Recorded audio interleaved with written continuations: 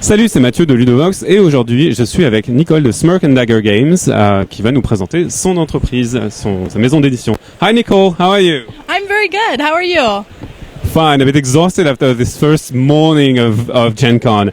What about you? Is it going well so far? It's going very well. We've had really great crowds and a lot of really great interest in all the games in general. Seen some really awesome costumes, so it's been a very awesome night. I've been blessed by Cthulhu. But now I need an elder sign. That's the bad point. So, what about Smirk and Dagger? Sorry.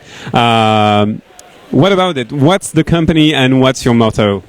Smirk and Dagger is a board game company, and our motto is that games are more fun when you can stab your friends in the back. So all of our games have that type of mentality. We're not a cooperative game company.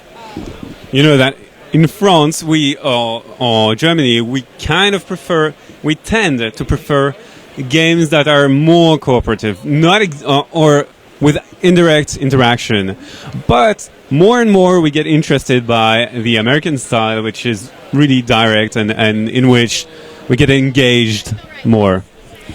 That's really fascinating because we do occasionally get people who say, well, what games do you have that are cooperative? And we have to say, well, we don't really have any. But we still have a big draw towards the type of game where you're really out to get the other players and you're out to, win over them by screwing them over. So I can think of a few French companies who specialize in nasty games also.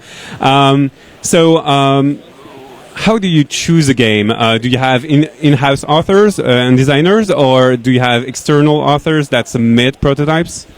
We have, actually, it's a mix of both. We have the owner of our company is Kurt Couvrir, and he actually does design a good portion of the games. But then we do have some games like Student Bodies here, which was brought to us by another game company called Angry Ducks. And they came to us with this idea, and so we co-published it. And so we helped them get it funded, and we helped them produce it and get marketing out there to really develop interest in it. So you said a word that made me think about something. You said funded. So does that mean that you appealed to and had Kickstarter coming in? They actually tried to start it first with Kickstarter, and it didn't fund the first time.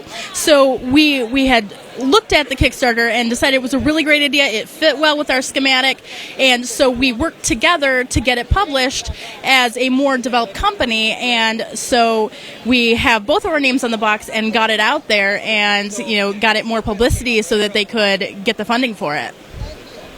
So, what's your opinion of Kickstarter? I think I can see its uses. I can see places where it's worked well. I think a lot of the time Kickstarter fails where people don't see the really awesome stuff because it just doesn't get enough notice. Some of the stuff just isn't projected well enough to give smaller companies the edge up that they really need.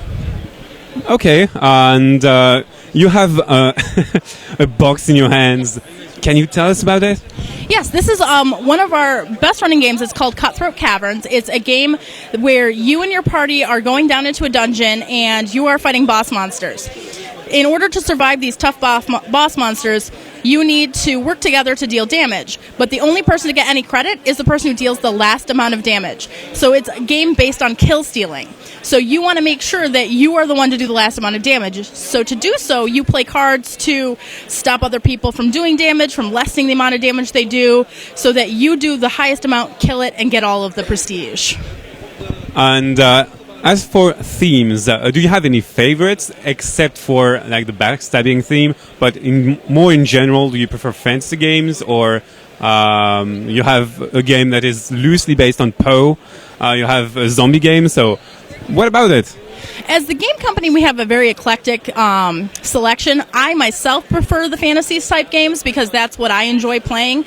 But I can see how other people enjoy the zombie games or the dungeon delving.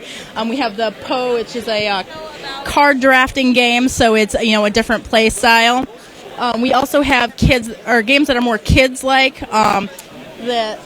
We have a game that's based off of Candyland that's a little more adult, but it's based off a kid's game, and we get a lot of draw from that, just the humor aspect of it. So I can see, we do get a lot of interest for that.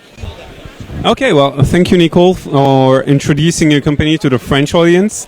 And finally, can you say any words in French, or can you not?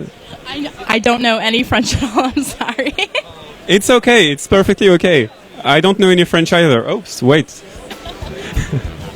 À bientôt sur Ludovox. Salut.